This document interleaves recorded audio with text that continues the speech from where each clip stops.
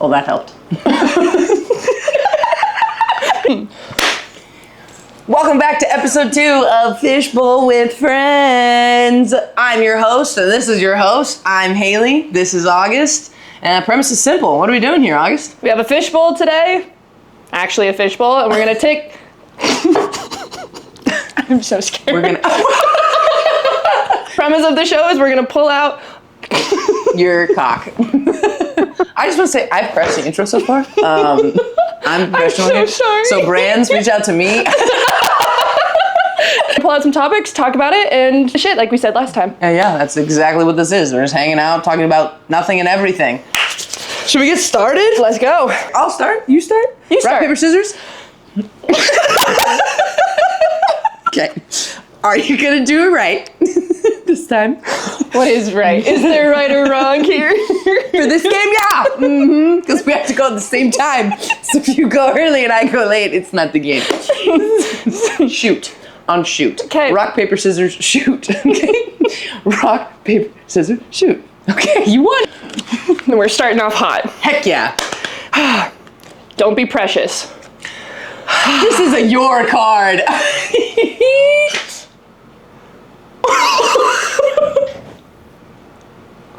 Mail. It's the mailman. It was the mailman. We got mail. I was terrified. Every day he comes. I'm gonna be honest. That fear goes to my heart every day. Because he comes in and the mailbox sounds like someone's trying to break into my home. Every day. Every time. I always, yeah. Don't be precious. Don't be precious. Okay, I have to know, before we talk about this, do you mean Precious from the book Precious? No. Okay, you're not talking about Precious the movie or the book. No. Understood. You mean the actual adjective. This is the precious. adjective, yes. Okay, so this is a philosophy, because you know my that. Sagittarius ass just never shuts up about that kind of stuff. So when I was in Grand Rapids, Michigan last year playing, I was taking art classes. Nice. My professor there, which first of all, a snack. Ooh, anyway, yummy. he had this post-it note as soon as I walked in the art studio, and I'm talking like we were taking classes like 17th century French academic, Whoa. painting, drawing, yeah, like old school tradition. But it's this philosophy of why are we so concerned if it's good? Why are we so Sure. concerned that it's bad? Like, why is that the initial stopping factor from creating? Don't be precious, make bad art. Give yourself permission to just do it. Like, there's also this influencer on TikTok and Instagram, Matthew Pua, I want to say is his name, and he's got rock star energy, rock star shit. You're the motherfucking rock star. Cool. And I'll tag his link in here, obviously, because we're all about plugging each other. But again, it's this idea of just make bad art. Give yourself permission to make mistakes. Be bad. Be terrible. Be the worst. I'm going to be first place at being last. My art wouldn't even make finals. But we're making it. But we're making it. Yeah, the concept of doing it.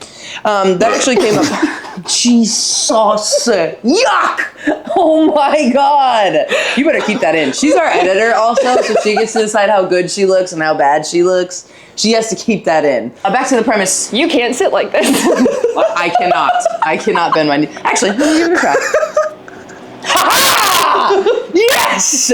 I am in agonizing amounts of pain, but I at can least do it. I'm doing it. You talked a little bit about that last week, and honestly, I didn't really think about it as don't be precious, so I'm glad that you brought that up as the tagline and something to remember, because it's something that I've been thinking about this week, on just writing. So like, I really like writing essays, I really like writing short stories. They're not good, and so because they're not good, I haven't been doing it. And I've been like, stop trying to be good, or it's bad, or this is Pulitzer Prize winning, or this is a great, just write it down. Just do the thing. And so that's been really inspiring, actually. I've been like running with that line of don't be precious, because it's helped me just get things cranked. I wrote 4 essays last week. See? Just because I was like, just sit down and write. Just write them down. And who cares if it makes sense? Who cares if it goes anywhere? But the fact that you have it is worth having. So now I've gotten like full 1,000-word essays now, just because I took this to heart. So thank you for sharing that. Of course, always. Save me, save you. Save me, save you. You me. Yep. Exactly that. I can't tell you how gratifying it is to go into the art studio or go into even like a volleyball gym or somewhere and just be like, I'm gonna fuck this up. Like, I'm gonna be the worst at this, or I'm like, I'm gonna make something really shitty and I'm gonna love it. Yes. Yeah. Well, and that's my other thing. Right now, I'm slowly getting back into playing volleyball. So for those of you that don't know, I had knee surgery last year, and that surgery just screwed me up. But you can sit crisscross. I can sit crisscross applesauce now. But it screwed me up. I didn't play for my entire club season. I struggled to find a job because I didn't play. I've been struggling to like just get healthy and be able to jump and run and move. Because of that, I've slowly started doing interval work. So it's just like I make block moves, I do a little stand serving, I do like approaches, but it's all alone, and it's not with the teammate, and it's not even with a ball. All alone. That's a Gorillaz reference. Anyway, and it's been horrible. I'm slow, I can't get all the way out to the pin, I'm weak, I can't jump very high. But on top of this don't be precious motto, I've also been using the motto of like, let's be bad now so we can be great later. And like, it's okay, like it doesn't have to be perfect right now. Just get out there and do it, because I was doing block moves last week and they were horrible and slow, and I'm doing block moves this week and they're a little bit faster. Ooh. It's still not good, it's still really bad, but the ability to get over the fear of being bad at it is just so much more freeing. Dude. It's gratifying to do that. Fear wins or freedom wins. Another philosophy. You're such a hippie. I'm such a hippie. Fear wins or freedom wins, my dude. What are you gonna be controlled by? I surrender. The surrender. Do you remember that? Like, that was such a huge... Bitch, what do you mean a trend? That is my philosophy. Okay, I love that. It was so trendy in athlete mentality, like Instagram and TikTok for a little while. This idea of just surrender. Give in to the discomfort. Give in to the now. And I'm like, I love that. But I also think there's something to be said for fighting that tooth and nail. Really? Why? Yes. So here's my take. When you're uncomfortable... Yeah. I'm not saying like fight being uncomfortable tooth and nail, but don't just give in to the being uncomfortable, which I don't think the surrender thing is. But I think like anything, it can be misinterpreted. So people are like, oh, okay, I'm surrendering to the discomfort. Fine, I'm just going to be bad. I'm bad. That's it. And then there's this apathy in their approach versus, okay, I'm uncomfortable. I'm surrendering to it. I can't do anything to control it. But I'm going to fight tooth and nail to learn to be better so I'm less uncomfortable next week. With the blocking, with my writing, with your art. Like, you're bad at something and you can either just surrender and be bad at it, or you can be like, okay, I'm bad, but I'm going to keep fighting to be good. Yeah. So there's like, it's like a mix of the two philosophies. You kind of know what I mean? I do. I'm picking up what you're putting down. I'm picking up. You sniffing when I'm stepping in there, honey? I'm tossing what you're catching. You're tossing what I'm catching. Fuck off. I know as soon as I said it. Dyslexic. But I find it especially in climbing when I'm getting absolutely humbled by a sequence and I can't like progress through the sequence, dyslexic. But to like surrender in that moment of like, okay, what is my body showing me? What fear is blocking me? Is it fear of embarrassment, fear of not being strong enough? Like all of these other fears from actually being guided by what the movement, what the sequence is, the flow of it is. And so that's where I find a lot of the surrender. I also find surrender when I'm jumping off a cliff and I'm like, I did it, now I gotta go. What? I was with you. You had me. You had me, and then you lost me completely. Cliff jumping? What are we doing? I'm sorry? So, as you all know, very big on... Not me. I am not one of the no's.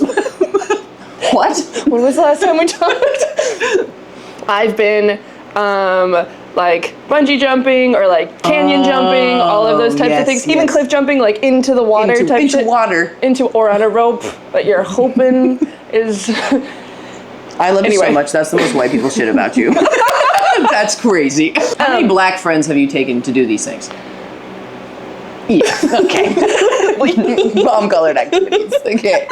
So when you get up to those moments, like obviously your adrenaline like starts to kick in because your brain senses like physical fear, but like there's that surrender to like, oh, I'm already here.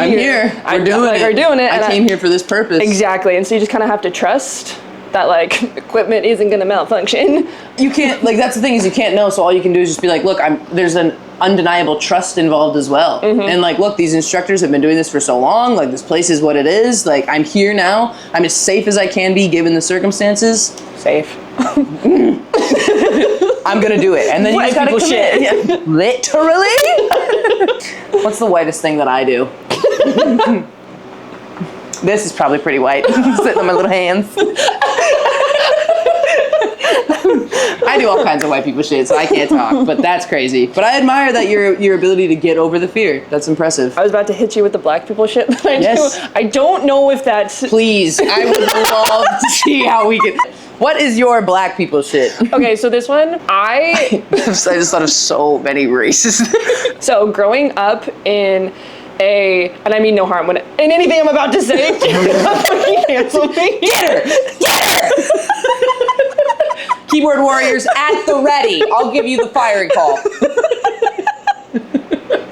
Growing up in a very poor community, I picked up a black vernacular from like elementary school. Sure. Like, and I didn't realize it until I was older, and it became like not PC that like you would slip into that vernacular, and I was like, oh my god, I talk like that. I've talked like that since I was in elementary school. So I guess that.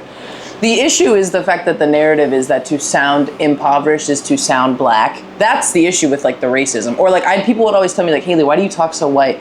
And I'm like, you mean intelligently and in coherent sentences and without slang or cuss words? Or why do you associate intelligence with whiteness? And why do you associate your speech with blackness when it sounds ignorant?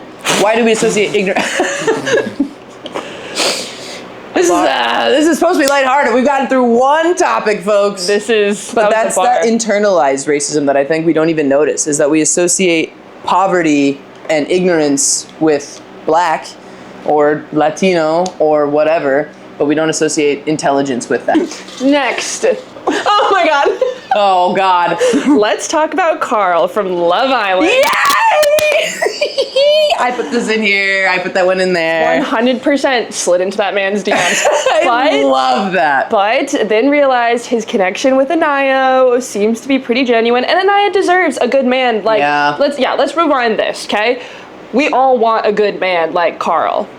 He's a good man. He's like great man. He was like the perfect man on that show. Everything he did, I was like, and I don't really watch Love Island. I watched a couple episodes with my sister, but immediately was hooked on this guy. The way he talks, the way he respects women, I'm assuming based off of the highly edited TV show that we watch. Sure, we're also seeing it from a very narrow lens. Specific lens. Agreed. But that in comparison to the other boys that they had on the TV show, it wasn't hard to pick a favorite when Carl was in there. Yeah. So he's just like a really genuine person, and the way he lets the girls talk, he poured the champagne, he was so sweet. He's so sweet. And he would make breakfast every morning, and he'd like make flowers and like just butterflies. A man who moves with intention. Ooh, that's a great line. Get yourselves a man who moves with intention. My man does that. My mom.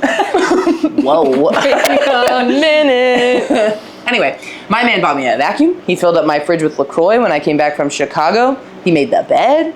He did something else that I can't remember, but it was really, really sweet. And he hung up one of my jerseys in a frame from the Olympics. A man that moves with intention. And it's not even about like basic needs or like wants. Like personally, I think buying flowers, being a good fucking person is like, okay, that's bare minimum. Yes. But like in terms of going above and beyond, that is when it's like you have to actually use your brain, which nowadays hard to find. And it's also the line of like, to be loved is to be known. Ugh. So for him to like, whoa, visceral reaction.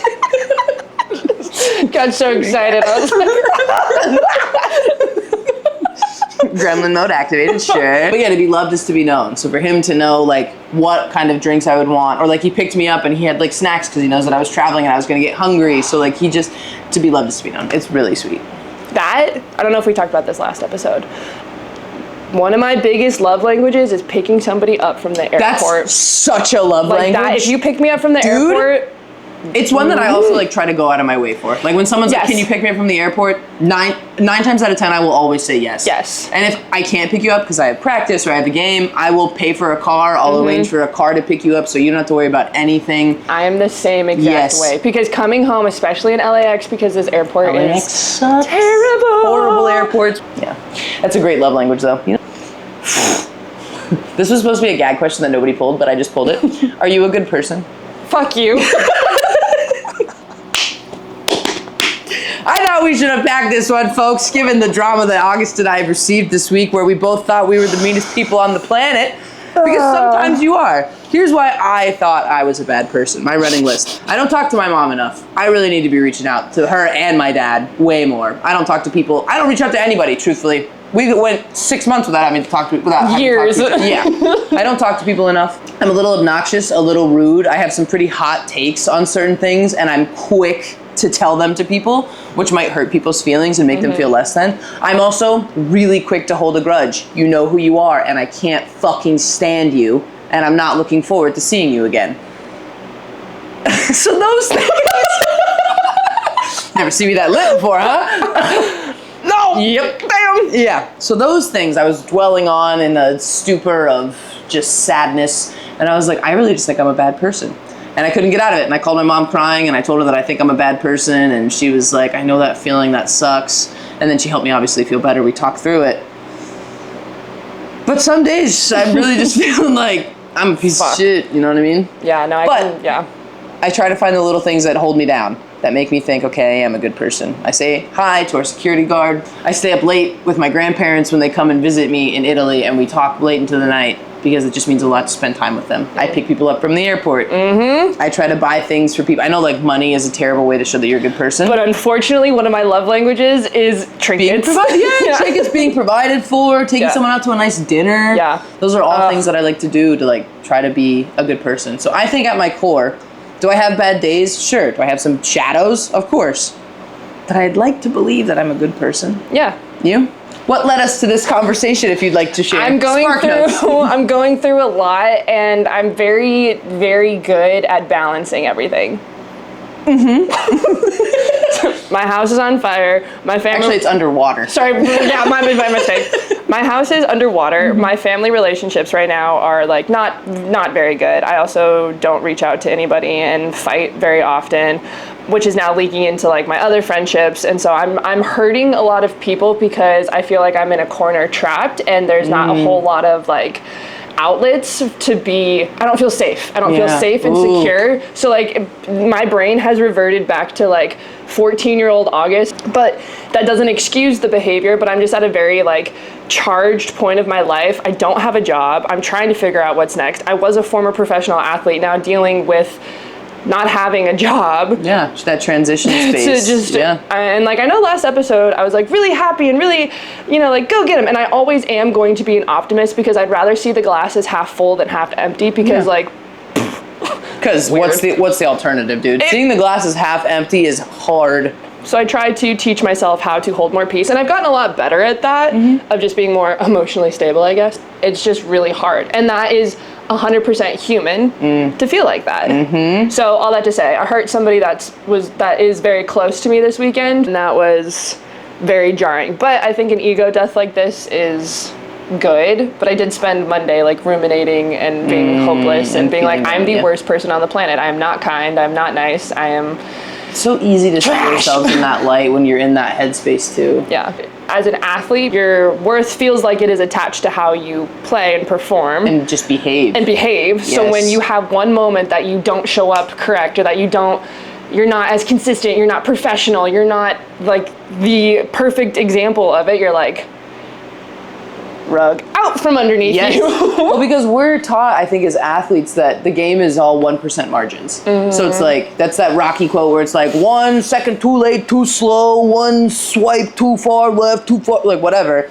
That can cost you the game. Yeah. And so we think of this world, we think of the world as, I think we also see the world as 1%. So it's like, okay, if I'm bad in this moment, that's the 1%, it's cost me the game, now I'm a terrible, and like it's like it paints into our worth. Yes. Like that idea of everything, the margin for error is so small that it defines who we are. In sport, translates into our lives. Yeah. And really that's not the case. Sometimes you just have a shitty day. And sometimes, yeah, I'm just in a bad fucking mood and I'm projecting onto you a little bit, yes, and please call me out. Please be like, your attitude right now is because you're projecting onto me. You need to solve your own anger, sit down. And some people aren't like that. Some people aren't confrontational and they can't say that. And so they overcompensate. If you're like my boyfriend, he doesn't say anything. He just avoids it altogether. He's like, we're gonna talk about something else. We're just gonna not eat. And I'm like, yeah. See, and I'm like, I want to, if something's wrong, and I've learned this from my sister, to like, I want to fix it immediately, but I've definitely learned to like, okay, let's give space, give people their time, and my sister is really good at navigating when I'm explosive, that she's like, okay, I'm going to like say what I have to say, you're gonna say what you have to say, and we're gonna like, we'll go from there. We'll go from there. Yeah. Cool. That was a big question. I'm glad I put that in the fishbowl. Same. We needed that. Well, I like this, what we're doing, because it's human, and I definitely feel more like... Oh, like that? Exactly like that, let me tell you. You know, it's funny that you bring that up, because as you were answering the question and I was answering the questions, there's a little voice of fear in the back of my mind that's like, fuck, we're putting this out on the internet. Digital footprint. Footprint. I'm like, and these are really vulnerable things, and like, I can already picture the comment section either commenting and being like... As if we have fans. My mom watches this, okay? She watched our last podcast. I said, you watched the whole thing? She said, I did. She was lying, probably. But she watched a little bit, and I'll take it. So I have this fear of like people being like, wow, you guys are actually really bad people. Being like, listening to your story, it sounds like you suffer from really severe bipolar disorder, or like just getting read to filth. And there's that fear, and I'm like, well, maybe we should talk about something more lighthearted. Like maybe we should, what's your favorite pizza topping? But I also think we are in a time where maybe it's just me, but I think we're craving authenticity. Oh, in where the age of AI slop and digital. Yes, it's so easy for people to just paint this picture of, hold on, don't even, I love where your pose though. No, I wanted you to hold that pose while I finish my sentence. I think we're in an age where it's so easy to make crap that that it's good to post something that's vulnerable. You know what I mean? Oh shit, all right. Analog summer. Analog summer, baby! I'm gonna be honest, I tore up Jersey Shore summer last week in Chicago, though. Yes! I was Jersey Shore going crazy. Tabs are here. I was analog summer. I was Jersey summering it up last week. I'm very proud of myself. Thank you very much. Write notes, take photos. Like, yes, write it down. Be human. Yes. Be ugly. Don't be precious. Don't be precious. Just good shit. I love that. Thanks. I was gonna say thank you, computer, but I couldn't. Thank you, computer. Computer, make these guys super gay and super horny. Thank you, computer. Thank you, computer. $1 million to leave your man at the altar. Yes. So it's you're horrible. So it's your wedding day, your man's at the altar, someone's like, we'll give you $1 million, you have to walk out of here right now, you can't talk to your man for 24 hours. But then after 24 hours, you can go, you can explain the situation, you can talk about what happened, but you have to leave him at the altar for 24 hours and take $1 million. Yes. My answer was absolutely not. Why? Absolutely not. For $1 million? In this economy, what's that gonna get me? 2 movie tickets and maybe half a scholarship to college. Maybe. In this economy, $1 million is nothing. No, I said 10 million is as low as I'll go to do that. 10 million. I picture Preet standing at the altar, waiting for me to come down the aisle. And it's like, okay, at first it's a little long, like, oh, Haley's probably had to pee. And then it's like a little longer, and he's like, what the heck's going on? And then it's a little longer, and someone comes out and they're like, we can't find Haley anywhere. And I can't imagine the heartbreak he would feel. And then, this kid who is so sweet and shy and gentle has to turn around from the altar and look at all of our families looking at him in the lowest moment of his life. I'm gonna put him through that for just $1 million. You can kiss the blackest part of my ass. 10 million's as low as I'll go. And even then, I'm leaving a note in the dressing room. Well, yeah, of course, that's the thing. But you're not allowed to. That's the thing, is you can't talk to your partner for 24 hours. But I'm finding a loophole, baby. Yeah, I'm finding a loophole for sure. Like, I'm gonna light a candle in the window and be like, hey, if there's ever a candle in the window, just know that I left you, but for money. We'll come up with a secret code. For money. Just in case. Actually, we should talk about that tonight. Preet, you and I are going to discuss that tonight. 100% I would do that. But I also come crazy. But here's the thing. The last time I was in a relationship was 8 years ago. Sure. You're not in love like that. You're not in love like that right now. So, like, I guarantee you, if I actually had somebody that I fuck with, like, I'd be like, no, I care about them. It's so easy for me to be like, right now, it's just the money. Phoenix, oh, baby, me. Okay, I can't drink that one. First memory of volleyball. Ooh, my first memory of volleyball. Okay, I have a first positive memory, which is being in the Clear Creek Middle School gym for volleyball tryouts and doing serving and hitting the back wall. And then a coach coming around and being like, you have to serve it in the lines. And I was like, oh, the game makes sense. Okay. So like, I'm really good at this. I was like, this is fucking easy. Look at these. You can can't even do get it this. over the net. I'm hitting the back wall. Get this kid on C team. All right. There's places down there for you. Yeah, I'm going to play with 8th graders. I did not. I played 7th grade. Anyway. So that's my first good memory. My first negative memory of what it is to be a girl athlete.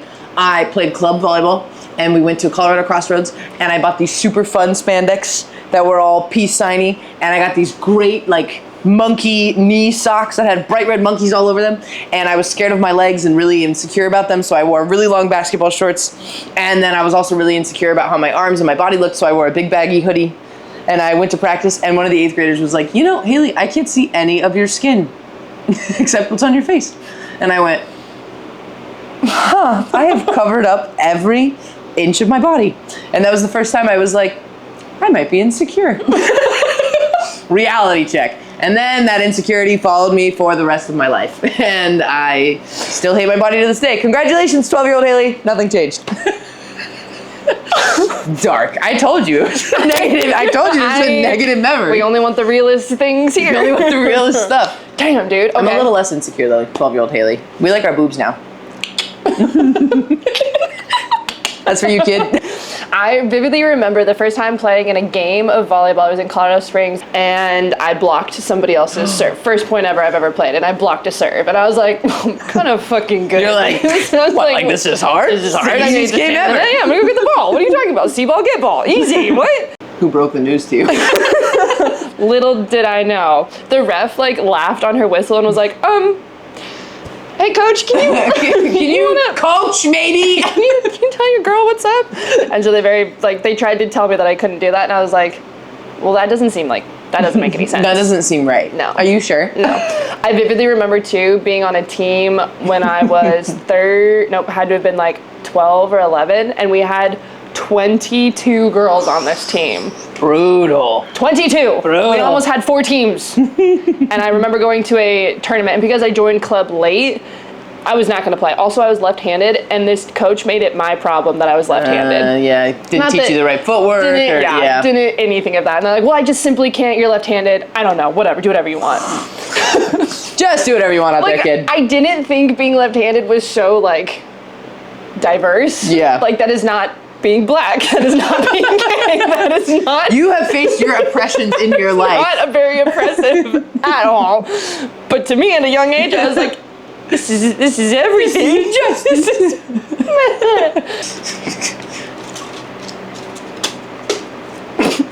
Favorite childhood book?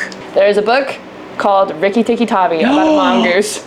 Have you read that book recently? No, but I really like it. Rikki Tikki Tavi and the Mongoose. I'm thinking of something else. Tiki Tiki Tumbo. Do you know that book? Isn't that the racist? Yep, that's the one. No, mine is about a mongoose who saves the family because heroes always win. Yeah, hero's journey. Good guys always win. Bad guys never win. Never. Right, Republicans? My favorite childhood book, The Very Hungry Caterpillar. That's a good one. Freaking loved that book. That's a really good one. Did you have a name for your very hungry caterpillar? Who's dyslexic now? No, I never read that book because I thought the caterpillar was terrifying. Oh, but I love that not book. that this is anywhere in the same universe. I had this like Hooked on Phonics book that was about digging. Like, I like to dig. You know, your literacy levels really make sense right now. I was in the most advanced She was in 8th grade when she read this. I'm joking, you're very smart. I'm sorry. It was like 7 to 8 pages of like, I like to dig. I like to dig over here. I like to dig over there.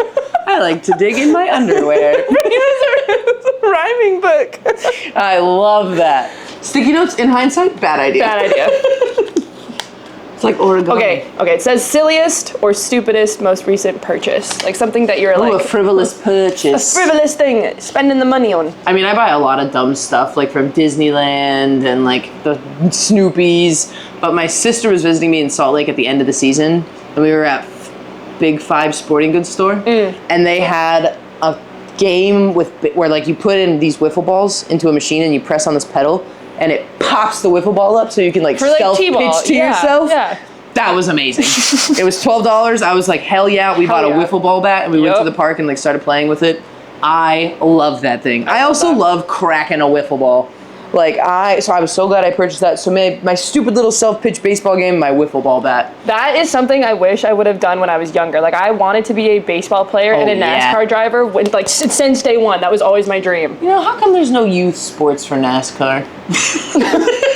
The jury's still out on that. The verdict's still out. Okay, fair enough. A little slip of the hand. Cowboy, pirate, vampire. I thought about this question. I love that. Which would you rather be? I have to be so for real. It would have been vampire because the whole concept of like living forever. There was a time when vampire was pirate was also really very up hot, there for me. Very hot. But I have to say, I want to be a cowboy. Dude, so bad. I'm so the desert calls to me. I'm so cowboy. And like, I feel really bad because I'm a history nerd and I know the story of what it is to be a cowboy in the American West, and it's usually just abusing countless people and committing acts of genocide, and it's very horrible and we did terrible things. So then I'm always like, okay, well maybe I could be like, you know, a Cherokee or a Creek, like these native tribe, like maybe I could be one of those. But I'm like, but I like the cowboy aesthetic. I like that. And it feels bad for me to, sorry, I know I'm talking a lot. And it feels bad for me to also want to like be a part of a culture I'm very much not a part of. Like to be like, I really want to wear beads. Like that just feels really wrong to say. So I like cowboy. Fine line between appropriation and appreciation. It's a fine line. Very fine line. Yeah. Yes. Now I feel like for the longest time too, I would have said pirate because it's adventurous and it's super sexy in the movies and it's like daring, but you're also like stealing and being a horrible person. Oh, I'm not worried about this. I'm not even worried about the ethical issues. I'm just worried about the sun. Really? Yes. I feel like I would get really seasick too. I feel like I would get motion sickness so quick being on that boat. Yeah. But like again, the way Keira Knightley is the pirate queen in the aesthetic of pirate is so gangster. So gangster. It looks really cool. But for me, it's the sun. It's purely the sun exposure and having to be out as if the cowboy isn't gonna be worse in the desert. Cool hat. Bitch, you get a hat if you're a pirate too. Only if you're a captain. So be a captain, you weak. What? You think you're gonna work your way up to be a captain? Yes. You don't even have a job. I get the aesthetic of the pirate. I can't do the sun. And I like the aesthetic of the cowboy. I also agree. The desert calls, just the American, like Montana and Wyoming, that whole area. Arches. Like when you ever drive through those parts of the Americas. What am I even trying to say? When you drive the Southwest through the American Southwest or the West or the Northwest, like it's so beautiful. And I'm like, God, being on a horse through here probably rips. Yeah. It's probably so sick. That's on my bingo card this year is to do a Southwest road trip. Oh my God, yeah. On a horse. On a horse with no remorse. Cool band name. Horse with no remorse. No remorse. That's sick. All right, my turn. What's your favorite Macklemore quote? You know, as I'm reading these and speaking to you more, I feel like I'm just bullying you. And I don't like it. It's okay. I'm sorry. When he says, what up, what's your budget? Like, what up, what's your budget? Honestly, great Macklemore quote. My favorite Macklemore quote is "Mom jeans on her derriere." Yes, that's bars. Iconic. That's just bars. Yes. What's this week's mantra? Ooh! Don't kill yourself. I think I'm a good person. I think I'm a good person. Nobody's coming to save you. Dude, nobody's fucking coming to save you. Nobody's coming to save you. It's just me. Not coming. No, nobody's coming. It's you. I love that, but I also have been loving the Instagram and TikTok videos that I've been seeing, where it's like nobody's coming to save me, sure, but I know my sister's at least on her way, and she's bringing a White Claw. But there's something motivating about like, we got to get up and do this shit ourselves. Let's go. Yeah. I mean, that's a very womanly trait too. Don't get me wrong, men can do it. Men can, can. Men can do it and can stand up and save themselves and blah, blah, blah. But I think there's something very powerfully feminine about saving yourself. Oh, yeah. Yeah, it's a good one. Yeah. God, oh God, oh God, oh God, oh God. Okay, what would you do with 24 hours to live? Stay around, go, don't think. I'm absolutely spending it with my family, and I'm getting those nutty bars from grocery store. Okay. I really, really like them. She's hungry. She needs to eat. Yeah, that Watch sucks. the If I had sunset. 24 hours to live and I was here, like I couldn't see my siblings, that would suck. I'd call them. I think I'd make a lot of calls. Yeah. I'd spend like the morning making calls, and then I would want to go to Disneyland, and then I would want to go bowling, and then I would want to... Ew, bowling? I hate fucking bowling. love bowling. Oh, no. I love bowling. I'd want to go bowling, and then I would want to, if I'm like just gonna like die at the end of 24 hours, I want to just like sit in my boyfriend's arms. Oh, ugh. Poor guy, he's gotta watch me That's, die. yeah, Night owl or early bird? I don't like horror, it's too gory and scary. Scary. It depends.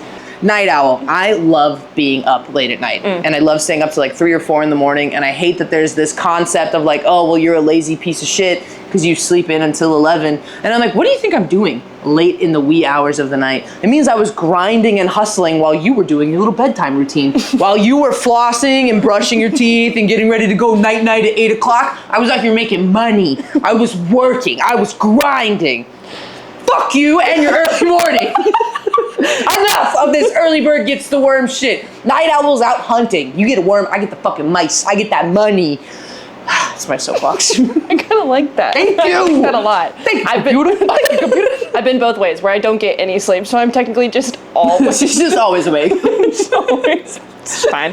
This week's Italian phrase. I said this a lot today. Non posso. Non Which means posso. I just can't. No, grazie, I can't. non posso. I feel bad. That's a Non terrible. credo. Yeah. Non ci credo. Or non ci credo. I don't Non ci believe it. credo. Non ci credo. That was a great answer.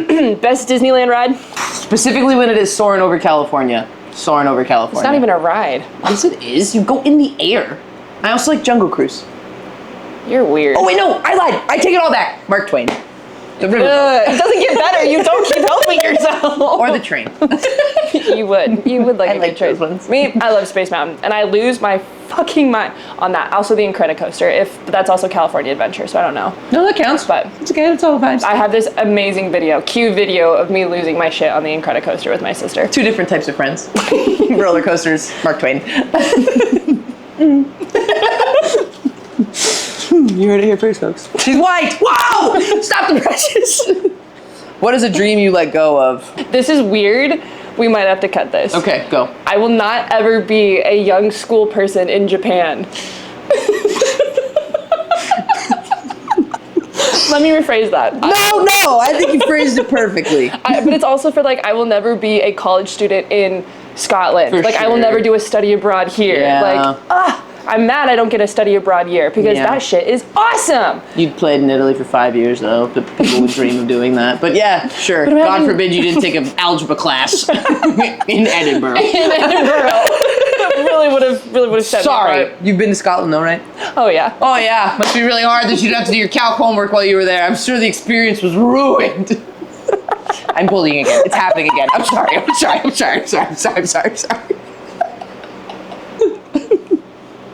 A dream that I have let go of. Wow, that's dark. I will never be a mother in my 20s.